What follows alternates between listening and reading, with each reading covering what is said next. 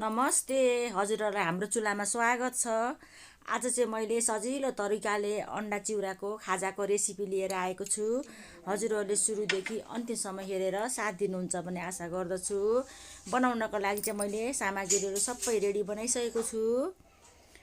अब बनाउनुलाई को लागि मैले चाहिँ सुरुमा चाहिँ चिउरा भिजाउनु पर्छ। चिउरा मजाले पखाल्छु सुरुमा चाहिँ 2-3 पानी, त्यसपछि भिजाएर राख्नु पर्छ 5 मिनेट जति।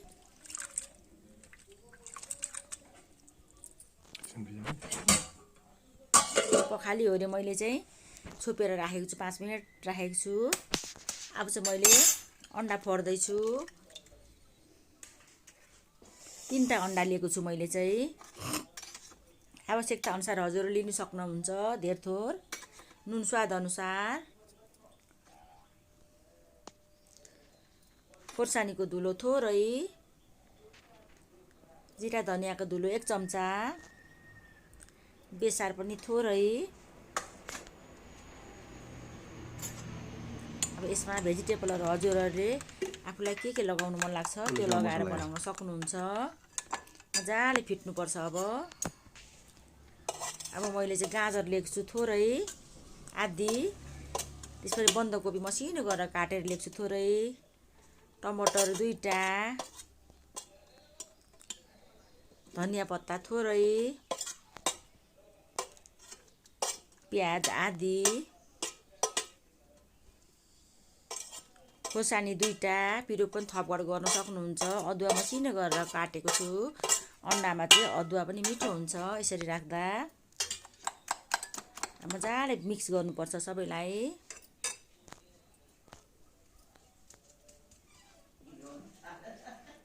अब चाहिँ अघि भिजाएको चिउरा मैले चाल्नीमा तर्काएर राखेको छु। अब चिउरा चाहिँ राख्नुपर्छ। अब चिउरालाई मजाले मिक्स गर्नुपर्छ, मजाले मोल्नुपर्छ।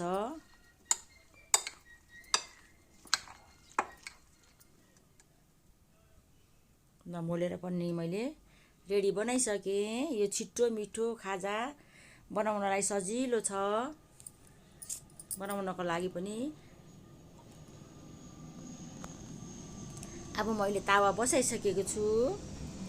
अब तावामा चाहिँ तेल लगाउनु पर्छ।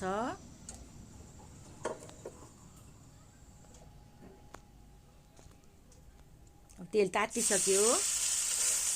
अब मजाले डाडुको सहायताले नै फिजाउनु पर्छ। साह्रै पातलो बनाउनु हुँदैन, फेरि पल्टाउनलाई गाह्रो हुन्छ। त्यसकारणले गर्दा बाक्लो बनाउनु पर्छ।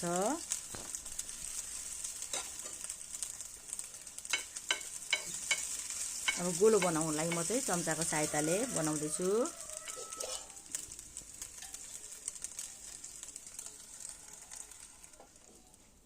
अब छोपेर पकाउनु पर्छ 2 मिनेट जति। त्यस पछाडि खोलेर फेरि हेर्नु पर्छ।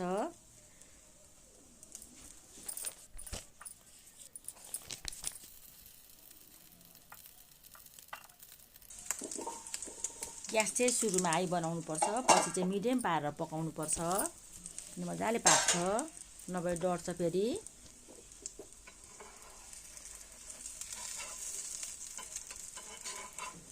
अब पल्टाउनु पर्छ फेरि बिस्तारै। चिउराको फेरि नभए फुट्छ, त्यसकारणले गर्दा हल्काले बिस्तारै गर्नुपर्छ, पल्टाउँदै पकाउनु पर्छ। यो चाहिँ खाजा बुढाबुढी केटाकेटीलाई असाध्यै सजिलो हुन्छ। चिउरा खान नसक्नेहरूलाई पनि यसरी बनायो भने चाहिँ खानुलाई सजिलो हुन्छ।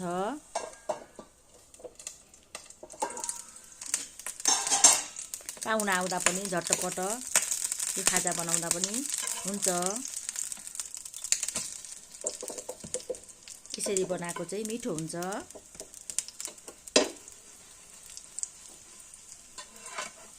पल्टाउँदै पकाउनु पर्छ राम्ररी।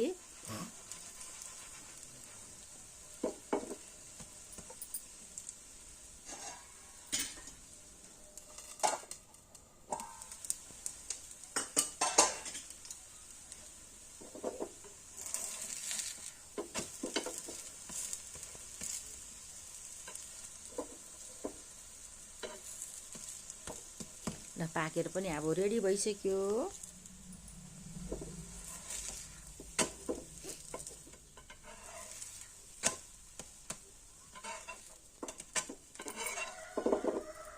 पाकिसक्यो। फेरि अर्को पनि पकाउँदैछु तेल लगाएर।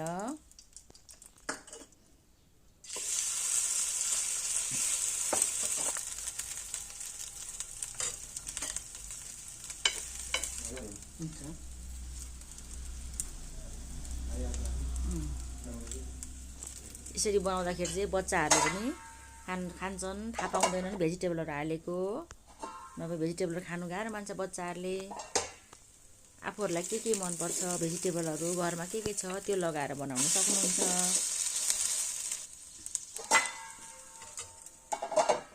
पिरो नहाली बनाएर टिफिनमा पनि पठाउन सकिन्छ बच्चाहरूलाई।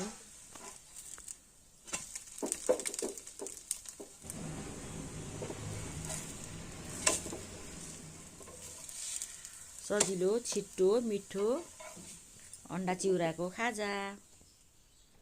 है हेर्नुहोस् त मैले बनाएर पोलेर पनि सकिसकेँ। हजुरहरूलाई पनि कस्तो लाग्छ भिडियो मन परेमा लाइक, कमेन्ट, सब्सक्राइब गरिदिनु होला। साथी फ्यामिलीहरूसँग सेयर गर्नु पनि नभुल्नु होला। हजुरको दिन सुखमय बितोस्। धन्यवाद।